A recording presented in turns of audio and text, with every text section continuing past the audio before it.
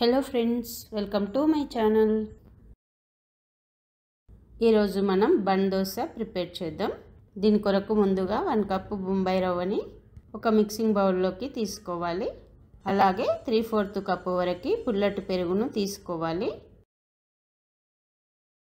ఇప్పుడు ఈ రెండు కలిసేటట్టు ఒకసారి కలిపి 1/2 కప్పు వరకు వాటర్ వేయాలి. ఇప్పుడు ఇవన్నీ కలిసేటట్టు ఒకసారి కలిపి మూత పెట్టి 20 నుంచి 30 నిమిషాల వరకు ఇలాగే ఉంచాలి. ఇలా చేయడం వలన బన్ దోశ బాగా పొంగుతూ వస్తుంది.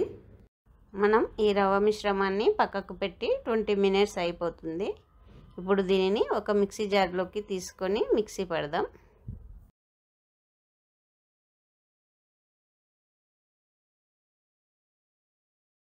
ఇప్పుడు దీనిని మిక్సింగ్ బౌల్లోకి తీసుకొని పక్కకు పెడదాం.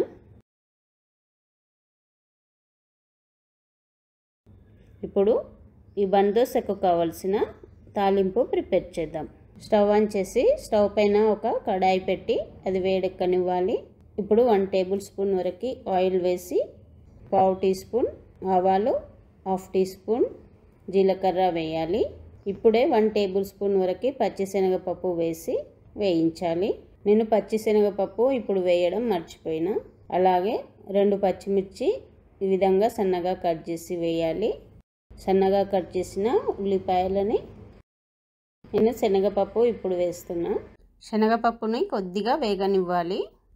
అలాగే 1 క్యారెట్ తురిమి తీసుకోవాలి ఈ విధంగా. ఇప్పుడు వీటిని ఒక 2 మినిట్స్ వేగనివ్వాలి. ఇప్పుడు ఇవి వేగినాయి కదా, ఇప్పుడు స్టవ్ ఆఫ్ చేసి వీటిని కొద్దిగా చల్లారనివ్వాలి. ఇప్పుడు ఇవి కంప్లీట్గా చల్లారినాయి. వీటిని ఇప్పుడు మనం కలిపి పెట్టిన బొంబాయి రవ్వ మిశ్రమంలో వేయాలి. అలాగే 3 టేబుల్ స్పూన్స్ వరకు రైస్ ఫ్లవర్, 1/2 టీ స్పూన్ వరకు సాల్ట్, 1/2 టీ స్పూన్ వంట సోడా వేసి ఇవన్నీ బాగా కలిసేటట్టు కలపాలి. బ్యాటర్ ఈ విధంగా రావాలి. అంటే ఇప్పుడు బన్ దోశకు కావాల్సిన బ్యాటర్ రెడీ అయ్యింది. ఈ మిశ్రమంతో మనము బన్ దోశ ప్రిపేర్ చేద్దాం. ఇప్పుడు మనం స్టవ్ ఆన్ చేసి స్టవ్ పైన తాలింపు వేసుకునే కడాయి ఉంటుంది కదా, చిన్న కడాయి, అది పెట్టి వేడెక్కనివ్వాలి. ఇప్పుడు ఇది వేడెక్కింది. ఒక 1 టీ స్పూన్ వరకు ఆయిల్ వేసి మనం ప్రిపేర్ చేసిన బ్యాటర్ని ఒక గరిటెతో తీసుకొని ఇందులో ఈ విధంగా వేయాలి. ఇప్పుడు దీనిపైన మూత పెట్టి ఒక 2 మినిట్స్ ఉడికించాలి. అంటే గోల్డెన్ కలర్ వచ్చే వరకు ఉడికించాలి. ఇప్పుడు ఇది కింది సైడు కొద్దిగా గోల్డెన్ కలర్ రాగానే ఇప్పుడు మనం దీనిని ఫ్లిప్ చేసుకోవాలి. ఇప్పుడు ఇటు సైడ్ కూడా గోల్డెన్ కలర్ వచ్చే వరకు ఉడకనివ్వాలి.